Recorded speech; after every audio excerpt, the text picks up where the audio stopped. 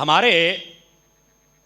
جتنے بھی مسلمان ہیں ان سب کو بھی چاہیے یہ کام کریں، اور میں آپ سے بھی ریکویسٹ کرتا ہوں، غزہ کی جانب ایک قافلہ جنیوا، تیونس، بارسلونا، وہاں سے قافلہ چلا ہے جس میں مسلمان بھی ہیں غیر مسلم بھی ہیں، کشتیوں کے ذریعے سے وہ غزہ کی طرف جا رہا ہے، اور عالمی سمود اس کو فلوٹیلا کہتے ہیں۔ یہ ایک قافلہ ہے جس کے اندر ہمارے ملک پاکستان کا ایک سینیٹر مشتاق احمد بھی ہے،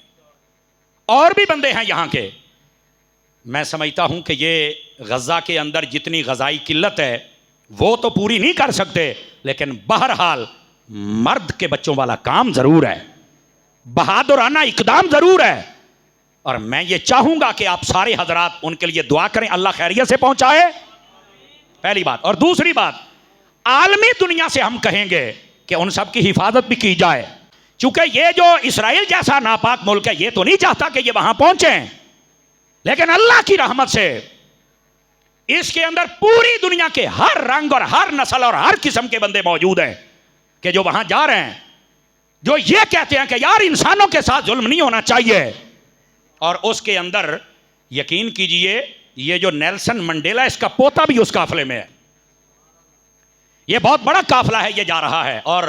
مشتاق احمد صاحب نے تو لگایا کہ ڈولفن مچھلیاں بھی اچھل رہی تھی، تو اس نے ویڈیو بنا کے شیئر کی، کہتا لگتا ہے کہ مچھلیاں بھی خوش ہو رہی ہے، بھئی چلو کوئی انسان تو نکلے ہیں نا انسانوں کی مدد کے لیے، تو شاید ایسا ہی ہو۔ تو آپ اس قافلے کے لیے بھی دعا کریں، اور میں کہتا ہوں میڈیا والوں کو بھی چاہیے، میں نے 2-4 پروگرام دیکھے ہیں جس کے اندر آواز اٹھائے گی، بہت اچھی بات ہے، چونکہ اس بات کا بھی خدشہ ہے کہ شاید ان پر بھی حملہ اسرائیل کرے گا، لیکن اگر ان پر ہو تو میں سمجھتا ہوں پھر پوری دنیا کو جھپٹ پر اس اسرائیل کو ختم کر دینا چاہیے کہ یہ ایک بہادرانہ اور انسانیت کی خدمت کرنے کے لیے جانے والا قافلہ، اگر یہ اس کو نہیں کرنے دے رہے تو سب سے بڑا انسانیت کا جو قاتل ہے وہ اسرائیل تصور کیا جائے۔ اور اس کے اندر جتنے شرکائے کا پاکستان کے اور بہت سارے مجاہد بیچ میں موجود ہیں، یقین فرمائیے بڑی ہمت اور حوصلے کا کام ہے کہ وہ کشتیوں کے ذریعے سے جا رہے ہیں،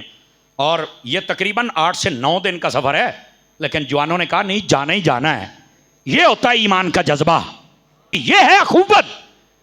اور یہ ہے ان میں سے کچھ وہ لوگ ہیں جنہوں نے کلمہ تو نہیں پڑھا لیکن وہ بھی جا رہے ہیں، وہ یہ سمجھتے ہیں کہ وہاں ظلم ہو رہا ہے، تو میں نے کہا کلمہ پڑھنے والوں میں تو ایمانی جذبہ ہے، لیکن جو دوسرے ہیں وہ بھی دیکھ رہے ہیں کہ دنیا میں یہ ظلم ہو رہا ہے تو ہمیں ظلم کو برداشت نہیں کرتے،